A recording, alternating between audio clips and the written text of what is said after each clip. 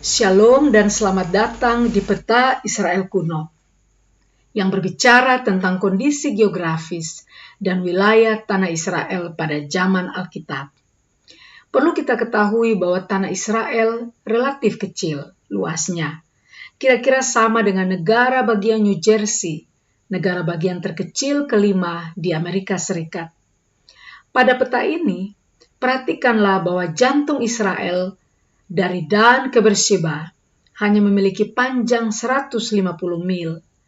Dari Yopa di pantai Mediterania ke Sungai Yordan hanya berjarak 45 mil. Namun di tanah kecil ini terdapat keragaman geografis yang luar biasa. Satu daerah berbeda secara signifikan dari yang lain, meskipun daerah-daerah itu hanya terpisah beberapa mil. Peta yang ada ini menunjukkan wilayah tanah yang dijelaskan secara skematis. Setiap bentuk atau garis besar menunjukkan wilayah yang berbeda. Lihat bagaimana bahkan wilayah Yudea di selatan terbagi menjadi 7 wilayah yang sangat berbeda. Dataran pesisir, Shefela atau kaki bukit, wilayah perbukitan, gurun Yudea, Laut Mati, Negev atau cekungan kering, dan dataran tinggi gurun. Keanekaragaman regional ini memiliki pengaruh baik pada zaman sejarah Alkitab maupun masa modern ini. Sejarah tanah Israel cenderung ditandai oleh kelompok etnis yang berbeda, yang mempertahankan kekuasaan politik independen. Di wilayah geografis yang berbeda, perdamaian dan persatuan di antara semua kelompok jarang sekali terjadi. Di sini kita diajarkan bahwa kedamaian sejati diperoleh hanya ketika Tuhan mengatur hati manusia. Sebagai contoh, sejarah keragaman geografis dan etnis di tanah Israel menunjukkan daerah yang pernah dan tidak pernah dapat ditaklukkan dan didiami oleh Israel pada zaman Yosua dan kemudian pada zaman hakim-hakim. Israel dapat berdiam di sebagian besar Transyordania dan sampai ke Bashan dan juga di daerah perbukitan dan sebagian wilayah perbukitan di Galilea. Tetapi Israel tidak dapat menetap di dataran pesisir atau di lembah Yisrael atau di utara Laut Galilea. Mari kita lihat beberapa keragaman regional dan geografis di tanah kecil ini. Variasi di Israel mencakup segala sesuatu, mulai dari daerah yang hijau dan subur, air terjun di dekat sungai Hermon, wilayah yang berair baik di sekitar Laut Galilea, dataran yang kaya akan pertanian seperti lembah Yisrael, daerah bukit Yehuda yang terjal dekat Yerusalem. Puncak bukit ini adalah kota kuno Kiryat Yam. Tabut perjanjian menetap di sini selama 20 tahun sebelum Samuel memimpin pertobatan nasional. Kemudian Daud membawa tabut itu ke Yerusalem. Inilah jalan modern menuju Yerusalem. Dan juga padang gurun seperti medan berbatu di hutan belantara Yudea, antara Yerusalem dan Yeriko. Pada peta ini, ada 4 zona memanjang utama. Zona yang pada dasarnya membentang dari utara hingga selatan yang membentuk wilayah Alkitab. Zona-zona ini dibagi lagi menjadi wilayah-wilayah yang lebih kecil seperti yang kita akan lihat nanti. Tetapi pemahaman dasar tentang wilayah-wilayah tanah Alkitab dimulai dengan 4 zona ini. Pertama adalah coastal plain, sebidang tanah produktif pertanian dengan lebar sekitar 8 hingga 12 mil, yang membentang sejajar dengan pantai Laut Mediterania. Wilayah ini cenderung memiliki aspek internasional karena kerajaan-kerajaan besar yang melakukan perjalanan antara Mesopotamia dan Mesir menginginkannya. Orang Filistin menetap di sini.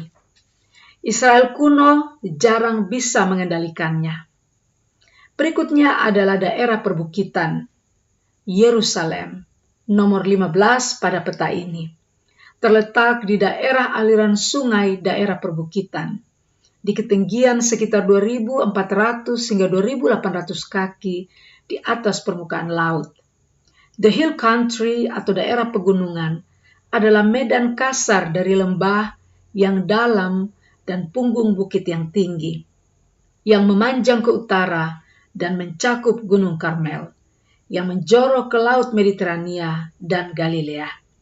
Perhatikan di sini celah di wilayah perbukitan yang memisahkan wilayah perbukitan Yudea dan Efraim dan Galilea di utara. Celah yang ada adalah dataran lebar, lembah Yisrael berbentuk segitiga atau panah. Zona utara sampai selatan ketiga adalah lembah Rift. Ini adalah bagian dari celah terpanjang di permukaan bumi, Great Serial African Rift, yang membentang dari Turki hingga Kenya. Lembah Rift ini adalah daratan atau parit selebar 10 mil yang memisahkan daerah perbukitan di bagian barat ini. Dari dataran tinggi Transjordania di timur, sebagian besar lembah Rift di Israel berada di bawah permukaan laut. Permukaan laut Galilea berada 700 kaki di bawah permukaan laut. Sungai Yordan turun lagi 650 kaki ke wilayah terendah di bumi, yaitu Laut Mati. Permukaan Laut Mati adalah 1350 kaki di bawah permukaan laut. Kedalaman yang unik dari lembah Rift, terutama di sekitar Laut Mati, adalah salah satu alasan ada begitu banyak variasi geografi di daerah ini. Laut Mati hanya berjarak 15 mil dari Yerusalem, tetapi merupakan zona geografis yang sama sekali berbeda. Zona longitudinal atau membujur utama keempat adalah dataran tinggi Transyordan. Ini dapat mencapai ketinggian lebih dari 3.000 kaki dan mencakup daerah di sekitar Moab kuno, dataran tinggi Gilead dan Basan sampai ke Gunung Hermon. Dan di sanalah mereka, 4 zona memanjang utama dari tanah Alkitab. Dataran pesisir, daerah perbukitan, lembah Rift, dan dataran tinggi Transjordania.